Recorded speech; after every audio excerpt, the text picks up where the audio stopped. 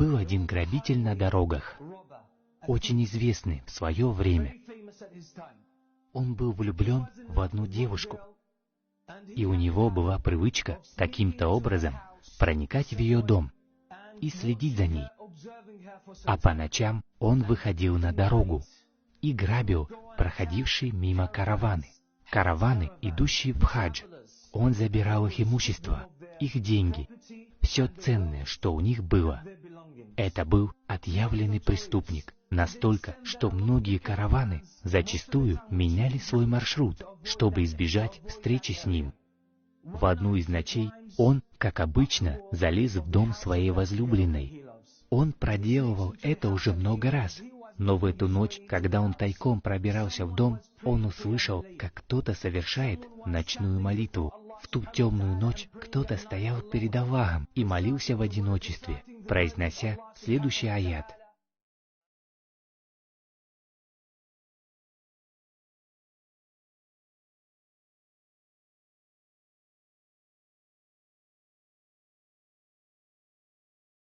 Разве не пришло время для верующих, чтобы сердца устрашились и стали смиренными при поминании Аллаха? Разве не пришло время? Эти слова потрясли вора, заволокли его сердце.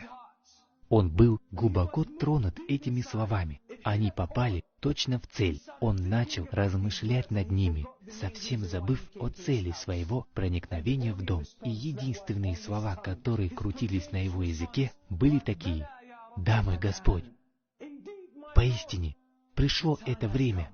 В тот момент это был уже совсем другой человек. Он выбежал прочь из того дома и стал бесцельно бродить по дороге, размышляя над своей жизнью, размышляя над своим прошлым, стыдясь своего поведения, своей дурной славы. Он стал размышлять над своим будущим, о своем отношении к Аллаху.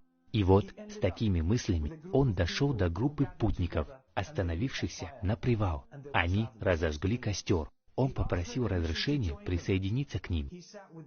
Они спорили о том, провести ли им ночь там или продолжить свой путь.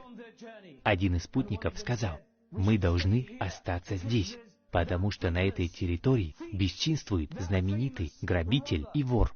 Это его земля, и если мы продолжим путь, то он может наброситься на нас, и тогда мы окажемся в беде. Поэтому я советую вам провести ночь здесь, а утром мы продолжим путь». И говоря о том преступнике, они упомянули его имя, имя того самого грабителя.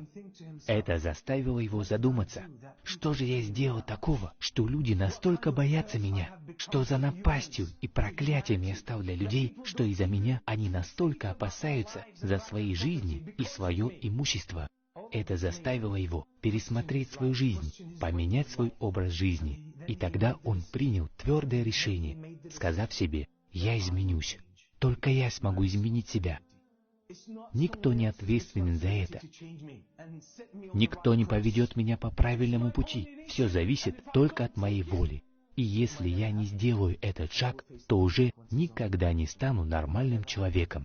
И в судный день я увижу результат своих деяний». И он изменился, став одним из известных ученых ислама, одним из самых усердных в поклонении людей.